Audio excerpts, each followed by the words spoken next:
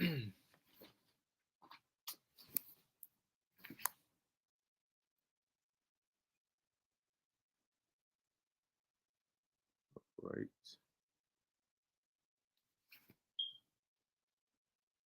All right. Shalom.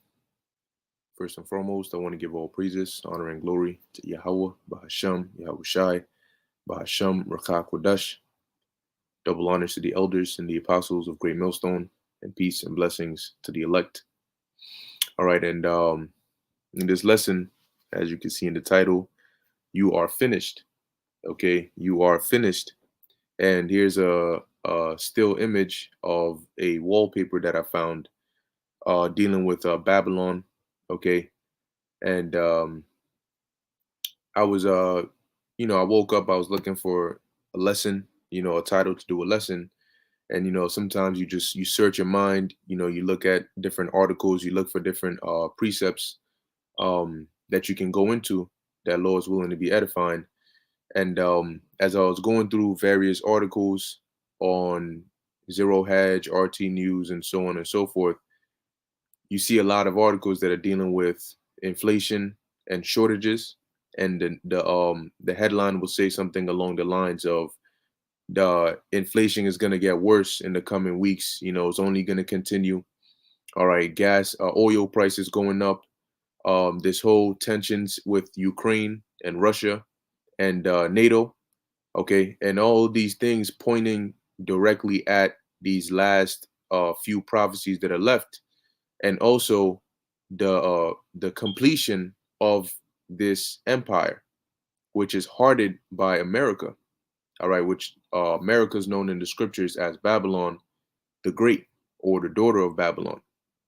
Okay, so pretty much what you see here is just a picture that's depicting the fall of Babylon, because that's what we are witnessing right now. Every empire that has ever been always had a rise and a fall, no matter how great that empire was. Because no matter how quote unquote great they weren't perfect, as the kingdom of heaven is going to be. Therefore, they cannot continue forever. And there's a judgment that has been pronounced against this place. All right, all throughout the scriptures. Okay, so I'm going to start off here with Daniel chapter 4, verse 17. And it says, "This matter is by the decree of the watchers, and the demand by the word of the holy ones, to the intent that the living may know that the Most High ruleth in the kingdom of men." All right, so whether it be the Egyptians or the Assyrians or the Babylonians or whatever nation of people that are in power, ultimately the Most High rules, because he is the one in control. He is the one who either set them up or takes them down by putting the spirit on different individuals and having his angels have particular events happen in a particular way to cause the downfall of a certain empire or a certain kingdom. So whoever rules is set up by the Most High, and how they rule is determined by the Lord. That's why it says he ruleth in the kingdom of men. It says, and giveth it to whomsoever he will, and setteth up over it the basis of men. So whoever the Lord wants to rule, that's who he has set up. And that's why when a certain empire it's been set up to rule, you can't do anything against it, because ultimately the Most High set it up. All right. So America, all right, the place of our bitter captivity, until the Most High takes it down, ain't nothing that we can do. Okay, not bearing arms or any of that. That's why it doesn't, regardless of the attempts that Jake had back during the time of the Roman Empire, when they had power over us, regardless of the attempts that Jake had or had tried to take down Rome, it didn't work. Okay, because the Most High has set up Rome at that time to fulfill a certain or to accomplish whatever he wanted them to accomplish. All right, and it says here, and setteth up over it the basis of men. So ultimately, um who are the basis of men? Who are the least among the heathen? Esau, Edom. And then today, that's who you see in power and in rulership today. And if somebody tells you otherwise, they're lying to you and they're lying to themselves. Everybody knows that the nation in power right now are the Edomites. Okay. And right now, they're the ones who have been set up to rule. But what we're witnessing is their downfall. Okay. We're witnessing the collapse of their empire. We're witnessing the fall, all right, and the ruin of their kingdom. And they don't realize that the actions that they're taking is going to come back to bite them in the ass. They have a plan of breaking things down that they may build it back up. But what they fail to realize is the Most High is going to have half of their plan come to pass. He's going to be with them for half their plan. But the other half about the building back up is not going to happen. So the only reason they're successful in what they're doing right now is because it's part of the will of the Lord. He wants that to happen. He wants them to do all of these things. All right. And this, we're not, their plan that they have is far from over. Okay. All it does is it transitions from phase one to phase two and so on and so forth. All right. But just because you may see what looks like phase one ending doesn't mean the whole plan is over. Far from it, actually. So this is the book of Isaiah, chapter 47. All right, which is going into, as you can see, the title or the head topic here says lament for Babylon. Okay, because ultimately Isaiah 47 is one of those chapters that deals with the prophecy of the downfall of Babylon. And when Babylon goes down, the rest goes down with it, because it is the heart.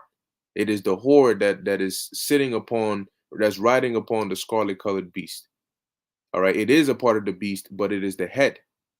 Okay, so Isaiah 47 verse 1, it says, "Come down and sit in the dust, O virgin daughter of Babylon. Sit on the ground, there is no throne." Right? Meaning that their rulership is going to be taken away, is going to be cast down. That's why when you read in Revelation the 12th chapter, it tells you there was no more place found in heaven for them, dealing with Esau, which is literal, but it also represents their rulership. Okay, because you have the literal heavens where they have their satellites and their fighter jets and their planes, right? Which after the Lord comes back, that's gonna be done. But you also have heaven that can represent a condition, a state of rulership. All right. So it says, "O daughter of the Chaldeans." Now the Chaldeans, when you deal with it, was really going back to ancient Babylon. They were like the higher class, the upper echelon, so to speak, of the Babylonians. Okay, so these are older terms being applied to the modern world, okay, or modern land today. Okay, so it says here, "O daughter of the Chaldeans, for thou shalt be no more called tender and delicate." And that tenderness and delicateness was through deception. All right, that's what people looked at whenever they thought of America, and that's what enticed them to make them want to come here. And everybody wants to come here. They want to trade and be a part of the circle with this place. But as it says here, "Thou shalt no more be called tender and delicate," because the Lord is going to take away all of that. Verse 2, it says, "Take the millstones and grind meal, uncover thy locks." Now, the way Isaiah is speaking is sort of in a poetic way, but what is representing is the bringing down, the destructuring, all right, and the uncovering and the ruining of America. Okay, so he's saying here, "Take the millstones and grind meal, uncover thy locks, make bare the leg, uncover the thigh, pass over the rivers." So as it says in verse 3, "Thy nakedness shall be uncovered." All right, and as you make bare the leg and uncover the thigh, you are revealing your nakedness. Okay, which is a shame. So all the things that have been covered up here in America are being revealed, and how are they being revealed? By the Spirit of the Lord's mouth. All right, which ultimately starts with the words in this book. But you need prophets to come and make public the words that are written in this book, or the true understanding of what's written in the book. So they're being uncovered by us coming out and exposing them.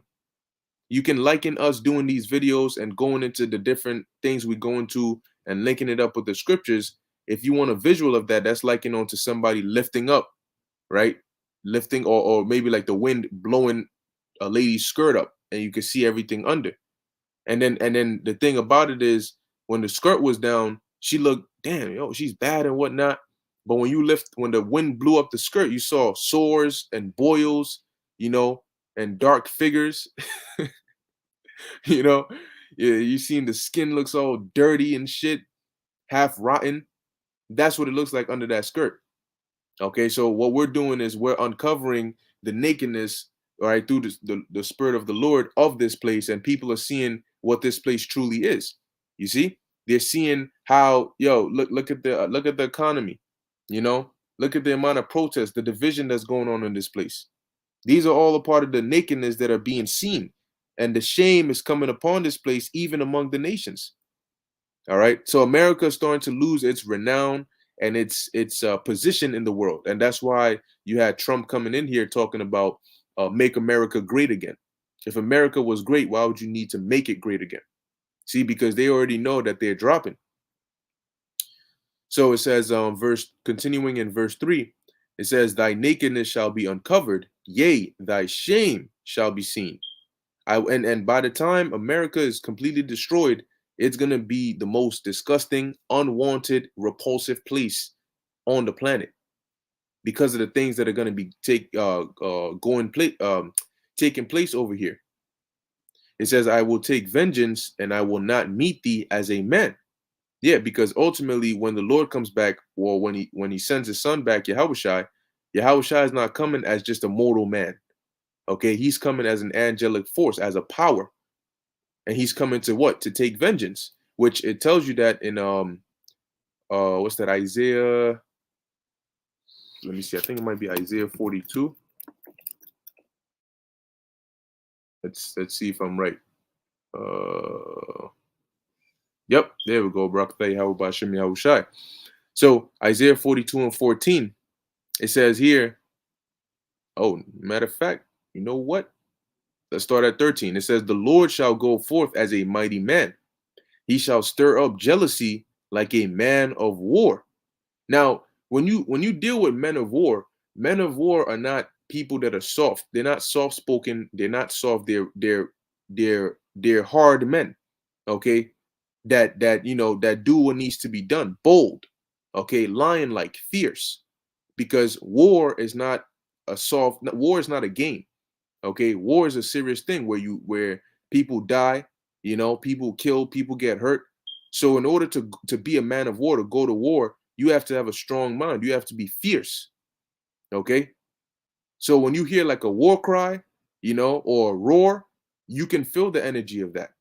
And so how much, if you can feel that on a mortal being, how much more for Yahushua, who's coming back as a god, as an angelic power.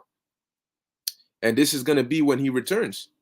Right? It says, "He shall stir up jealousy like a man of war. He shall cry, yea, roar, and he shall prevail against his enemies." Like, imagine you're in a zoo, or you're in the forest somewhere, and you hear a wild ass roar, like a tiger's roar or a lion's roar. You know, you're gonna get shook. It doesn't matter who you think you are. You Even if you got a gun, you're gonna get shook. Looking all around, oh shit, wait, yeah, what, because that roar is like it's like a danger, like, yo, there's danger, because you already know what's coming behind that. So how much more, if you can feel that way, or you can get that feeling off of an animal, a lion, how much more for the Son of Man? Verse 14, "I have long time holden my peace. I have been still, and I have refrained myself. Now will I cry like a travailing woman." So it's like the Lord is finally going to get to let out, you know, all that, all the feeling, anger, zeal, excitement, all of it together at once. He's going to let it out when he comes back. Okay. And that's why the world is going to look like a completely different place after what takes place, or what's about to take place, takes place. It says, "I will destroy and devour at once. I will make waste mountains and hills, and dry up all their herbs, and will make the rivers islands, and I will dry up the pools." Yeah, because the Lord is going to be using fire. Okay, with fire will he plead, all right, with the world, meaning to judge. Okay. with his chariots like a whirlwind. So the Lord is coming down with fire, and he's going to bring fire, and he's going to use fire to cleanse this earth. All right, but as it says here, Isaiah 47:3, I will take vengeance and I will not meet thee as a man. Okay. Verse 4 says, as for our Redeemer, the Lord of hosts is his name, the Holy One of Israel. Now, the Redeemer, it's important, all right, to have, as a matter of fact, this is actually a good point, because when you have individuals now that are so obsessed with the law, and that they try to put aside Yahushua, but you forget that in order for us to be delivered from under these curses and from our enemies, we need to be what? Redeemed, right? And who was it that redeemed us? Were we bought back by the blood of the law or by the blood of the Lamb? Because in ancient Israel, you would have, for example, if your kinsman, was poor and they had to either sell themselves into slavery or into servitude, or had to pay back something with labor and work for somebody, or they were owned, if you were rich, right? If you were richer, you had money, you could redeem them. You can buy them back, okay? Buy their freedom from whoever it is that they're serving, or that they owed, or that they had to pay back. An example was in the book of Kings, you had a widow woman. I believe she was the wife of a prophet, and her husband owed the creditor, or the money, or he owed him. Let's just say that. And so this widow woman went to Elisha and was basically begging him for help, because the creditor was going to come and take her sons as to basically work for him to pay back the debt that their father owed. And so, Elisha had her get the barrels and then fill it with oil, and then she was able to pay it back. Nevertheless, her sons would have basically been sold into slavery or into servitude under to the creditor, right, or whoever the money was owed to. And unless somebody of their kins was rich enough where he could buy them or redeem them back, they would have to work until the debt was paid, or until they just, they would just stay there. Okay. So as for our Redeemer, which is the one that's going to buy us back, our brother, our kinsfolk, Yahushai, which the price to buy us back was with his blood, right? The Lord of hosts is his name. It says, because ultimately it's the Most High who sent his son, okay? And through the blood of his son, we were bought back, okay? So it says, the Holy One of Israel, verse 5, sit thou silent. So now it goes back dealing with Babylon. It says, sit thou silent and get thee into darkness, O daughter of the Chaldeans, because you had the ancient Chaldeans, or ancient Babylon, which was ruled by Assyrians, okay? Keyword, ruled by Assyrians, Nebuchadnezzar, and so on and so forth. And then you have the daughter of the Chaldeans, which is referring on to this Babylon, America, all right, the future Babylon. It says, for thou shalt no more be called the Lady of Kingdoms. Okay, now when you actually look up, let's go to the online etymology dictionary, and let's look up the word lady. All right, wow, that's a lot of information. Okay, so you have here mistress of a household, wife of a lord. What else do you have? Yada yada yada. Woman of superior position in society. Okay, woman of superior position in society. It says, woman whose manners and sensibilities benefit her for high rank in society. Okay, so a woman who is of superior position in society. So applying that back to Isaiah 47, the Lord said by the mouth of Isaiah that Babylon would no more be called the Lady of Kingdoms, right? The woman of superior rank in comparison to the rest of these kingdoms, because Babylon is personified as a woman. Okay, so that means that what? She's going to be brought down. That's why in the first verse, it tells you, sit down in the dust, right? There is no throne. Verse 6, I was wroth with my people. I have polluted mine inheritance and given them into thine hand. as the scriptures say. Let's get that real quick. Which is thy sword. Okay, so first off, we know we ended up in this condition because the Lord was upset with us. Okay, so this is the book of Psalms, chapter 17, verse 13. And it says, "Arise, O Lord, O Yahweh, disappoint him, cast him down." Now, who is this dealing with? This is dealing with Esau, Edom. Okay, the wicked.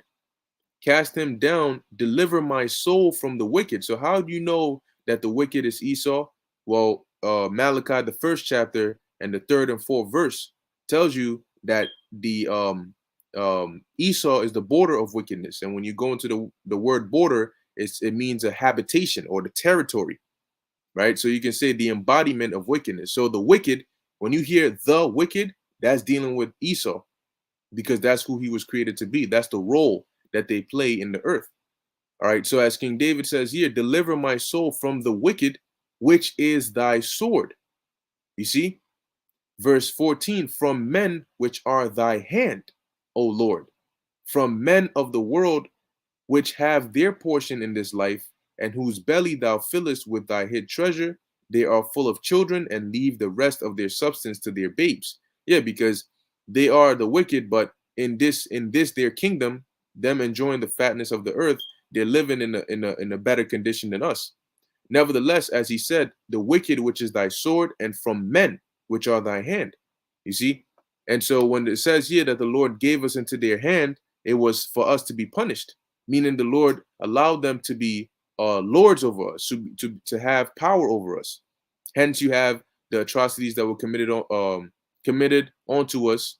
Okay, slavery, the transatlantic slave trade, and various other instances.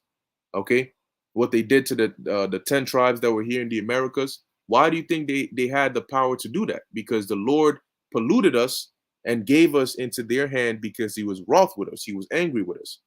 Okay. It says, thou didst show them no mercy, which they didn't. They would rape your women, kill the men, chop off your toes, okay, kill you if you were found reading the Bible, punish you if you were found reading at all. They just treated us with absolute no mercy, and they justified it by saying that we were property, right? We weren't really human. And they did the same thing when they came to the Americas to justify the way they were treating the natives over here. They told themselves that the natives here weren't Christian. They were heathens. They were less than human because they were anti the religion or the ways that the Europeans tried to bring.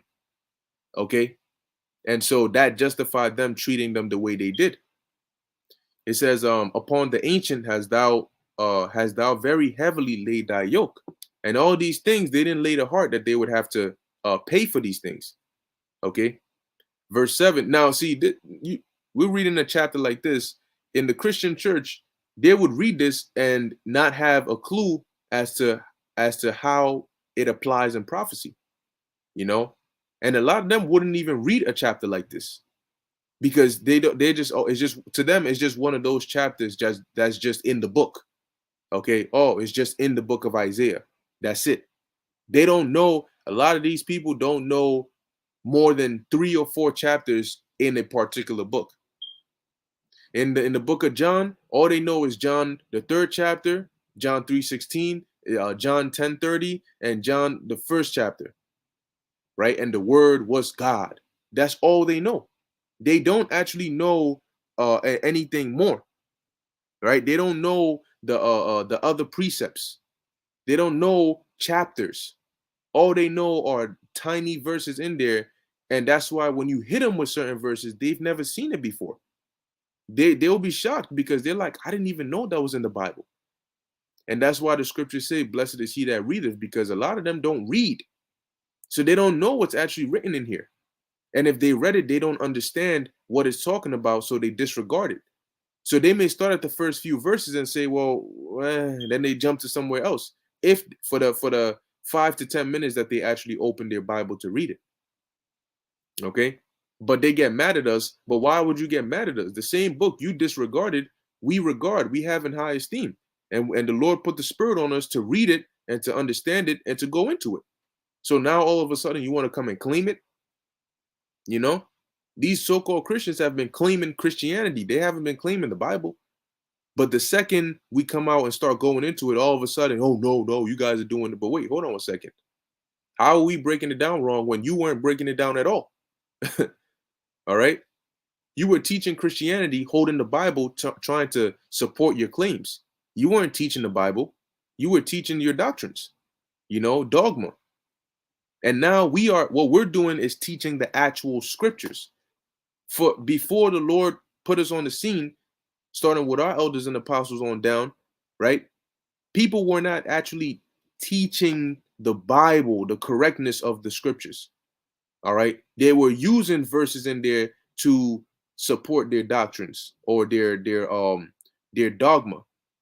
And that's why they have such a problem, because they find out whenever they encounter us, we always poke loopholes in their doctrines with the same book they claim to support their doctrine.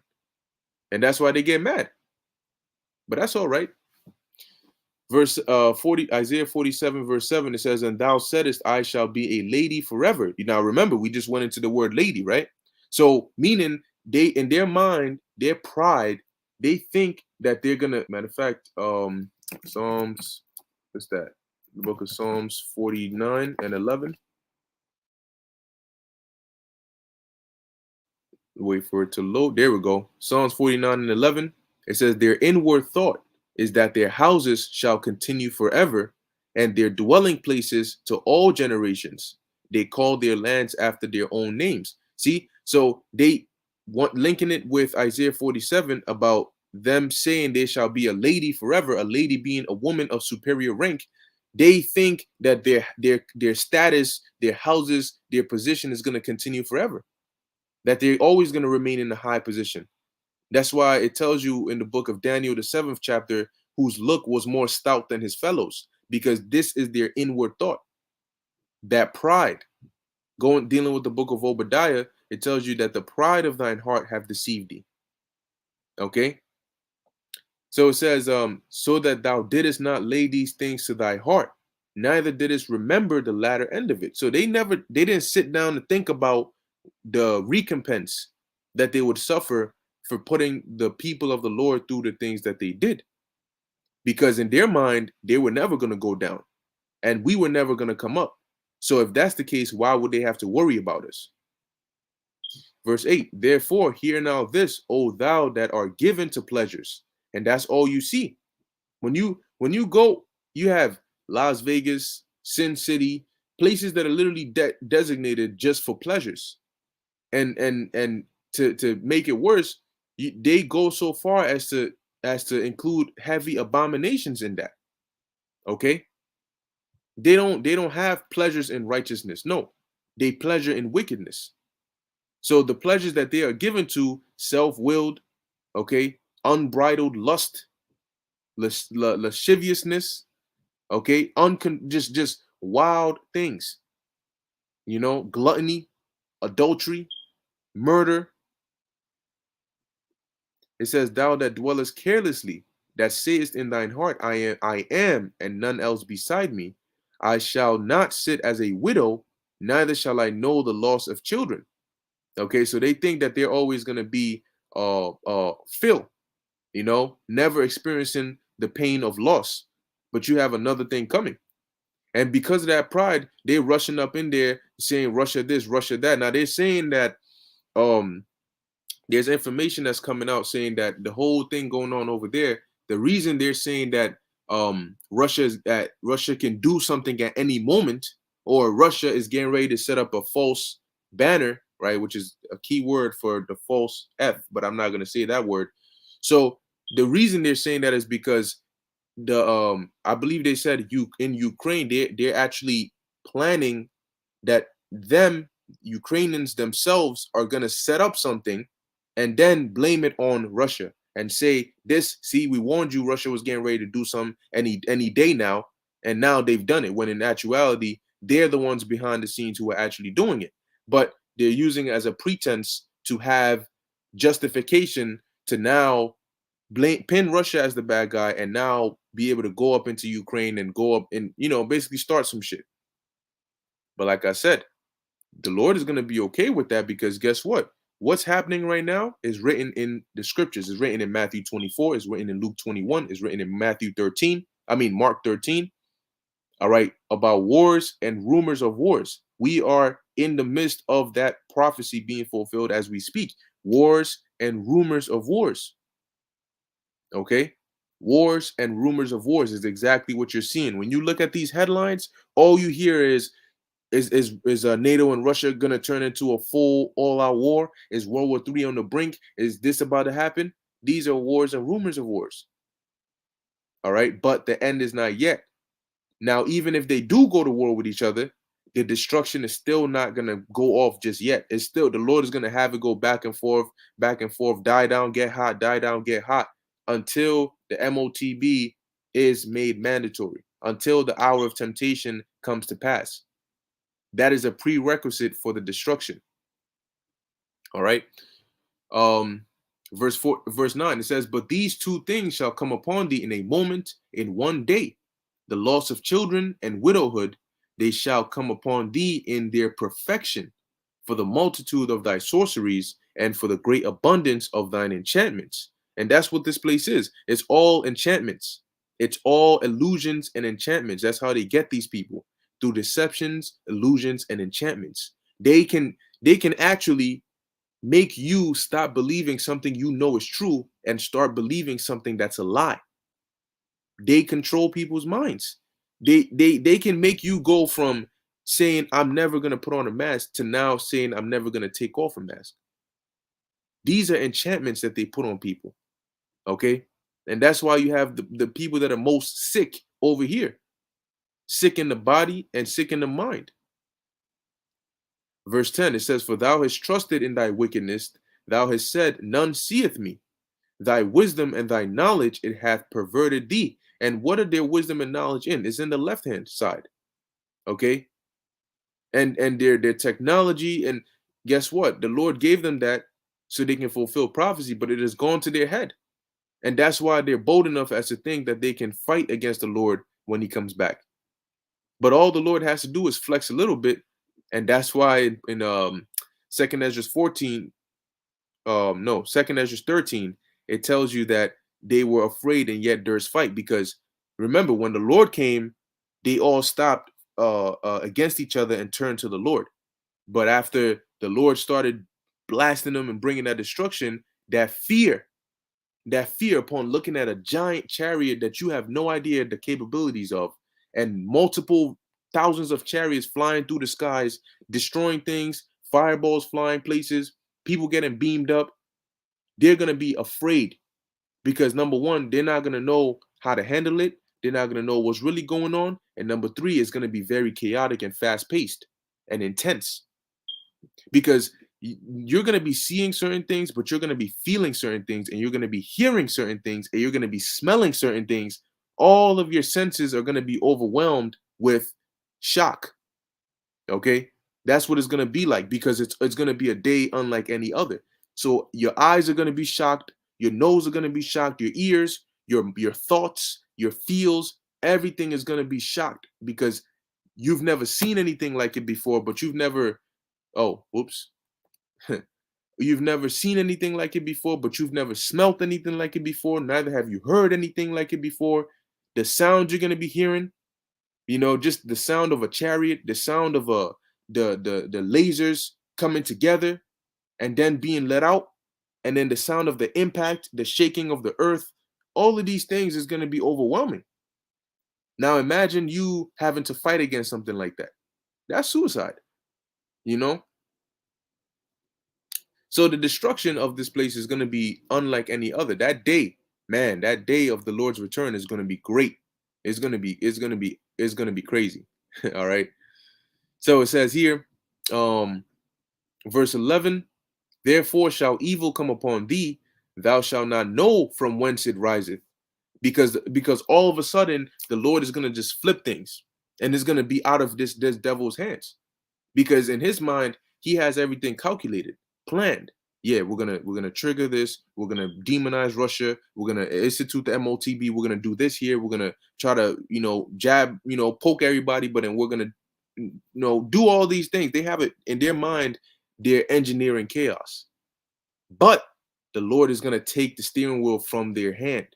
And that's why the scriptures say the power shall stand in fear, because they're going to lose control, you know, and that evil is going to run rampant, and they're not going to know from whence it rises. Well, where did we miscalculate? What went wrong?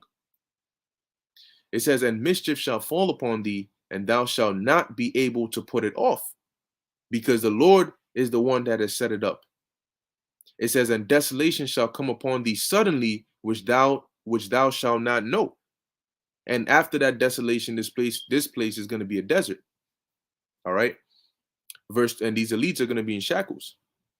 Verse 12, stand now with thine enchantments and with the multitude of thy sorcery. So witchcraft is real, left hand is real, sorceries, all of these things are real, and they perform it on the left hand side.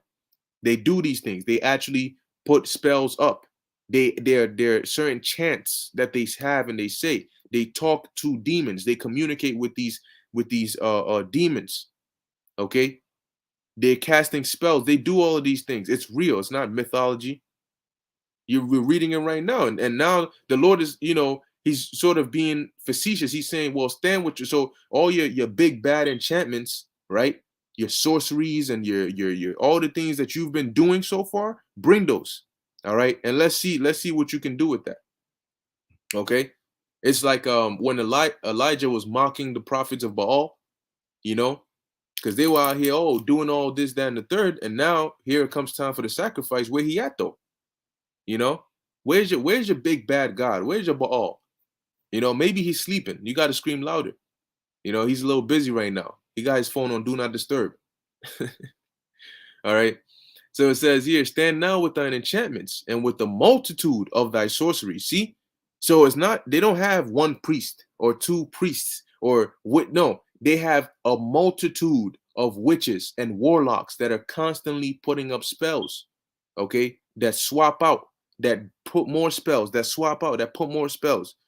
That's why the food has enchantments on it. The people drive like crazy. The energy, the spirit that is in this, the spirit here in America is just repulsive, is demonic. And that's why when people go on vacation, they feel free. They feel freer. The food tastes different. They feel more alive. And the second they land here in America, they feel suppressed because the demons and the energy that's here just brings down your frequency and your vibration. And people who've traveled out the country can tell you. They come here and you get angry quickly, you get agitated. There's all these cars, traffic, people driving all crazy. It's just chaos. It's always chaotic. There's always something going on because they have demons and witches and warlocks that are constantly putting up these spells. Okay, it says, wherein thou hast labored from thy youth. So from the foundation, when you look at the so-called founding fathers of this place, they were all Masons.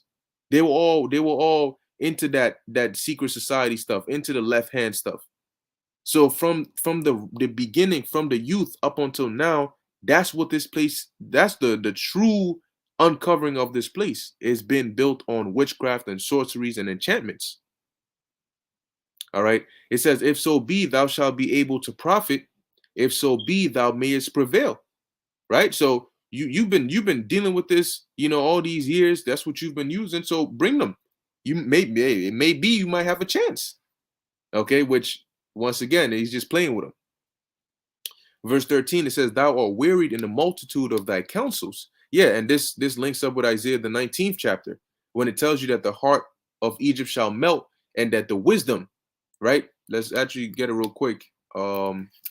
Isaiah chapter 19. Now, you notice that in Isaiah 47, it's talking about America, but it's referring to America as the daughter of the Chaldees, or Babylon. In Isaiah 19, it's also talking about America, but it's referring to her as Egypt. Okay, as it says in Revelation 11 and 8, this place which is spiritually Sodom and Egypt. Okay, so Isaiah chapter 19, and I'm just going to hit the point. All right, you notice they have things in common, right? They also talk about the idols and the charmers and the familiar spirits and the wizards. right? So actually, let me read that real quick. Let me read verse 3 and I'll jump down. This is Isaiah 19:3. It says, and the spirit of Egypt shall fail in the midst thereof. So this is also a prophecy of what? America going down. That's why I titled the video, You Are Finished.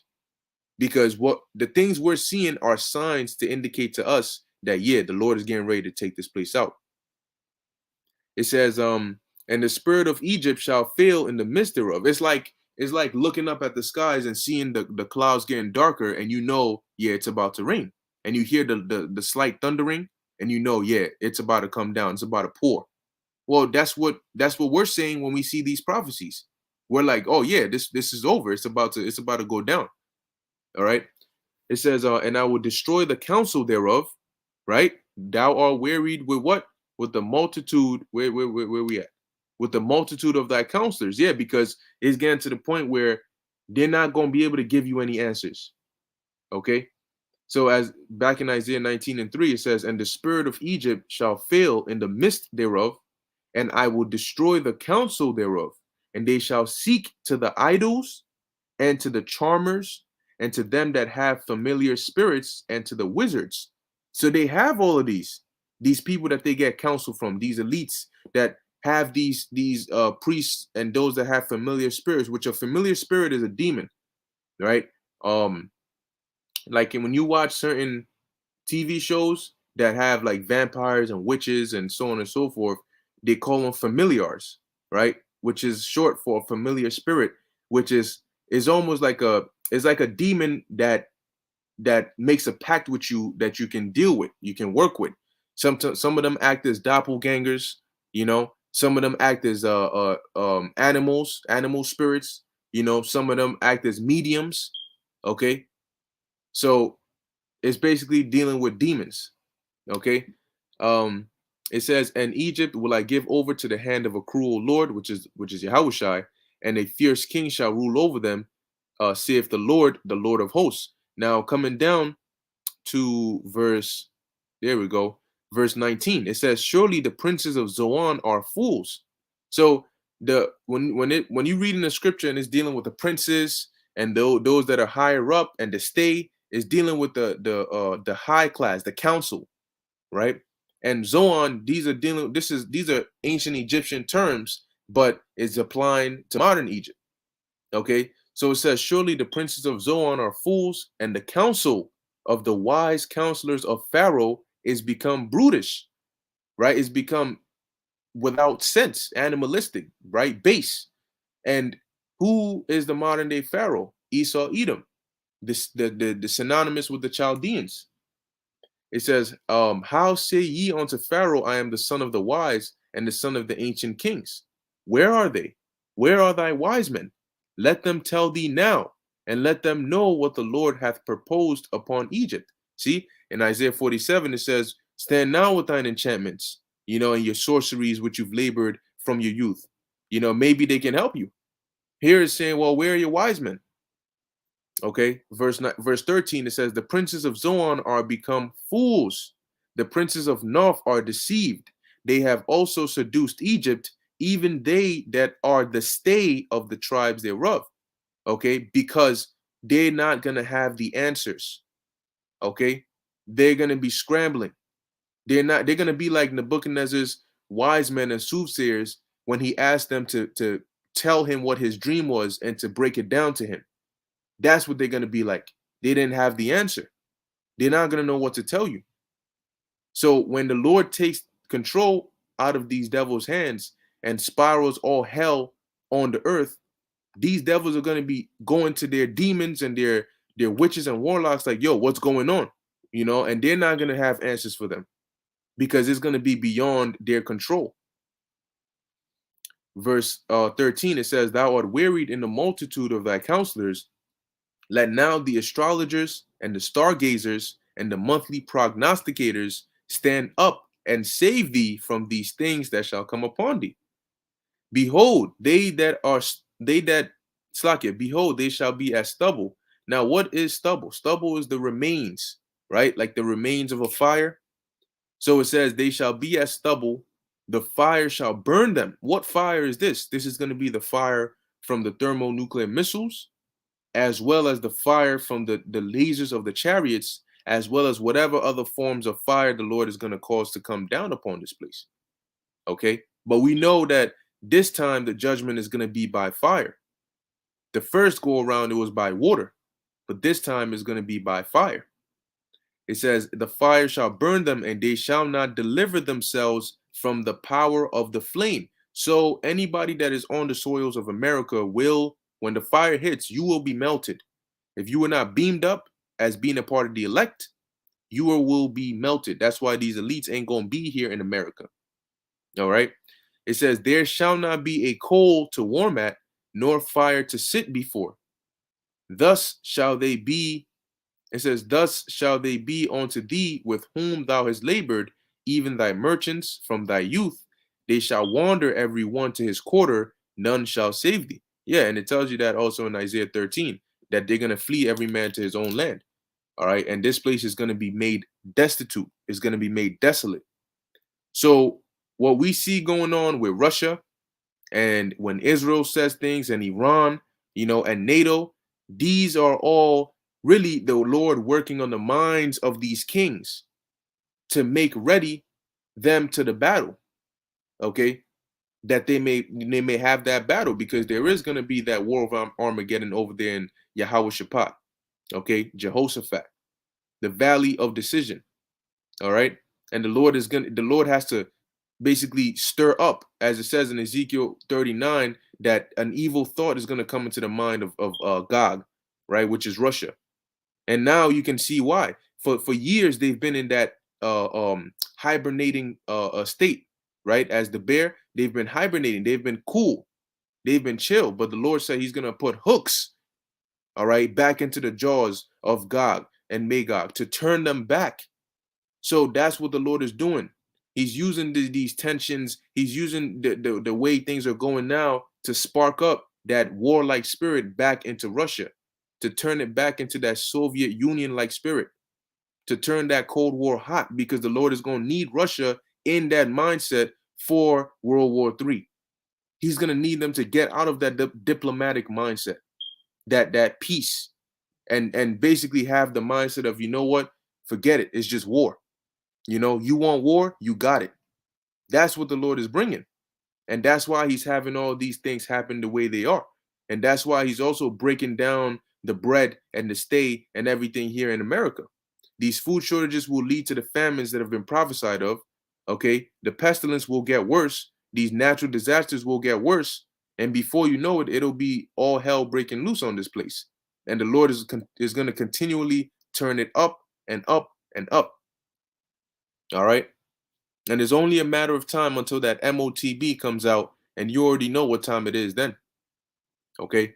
So with that, I'm going to end it here. You are finished.